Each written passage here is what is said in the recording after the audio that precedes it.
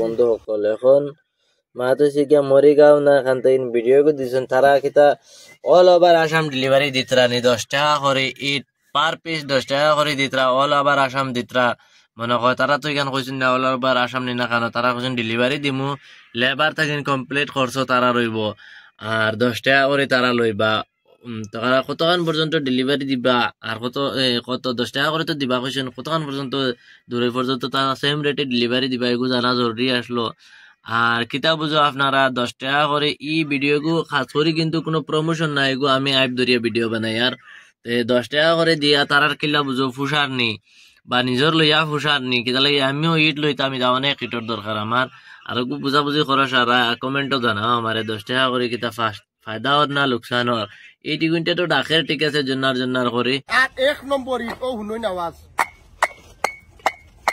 খালি জন্নার ডাকিব আসামর ভিতরে গ্যারান্টি আছে ওইলে ইটা 1 নম্বর ইট না 2 নম্বর ইট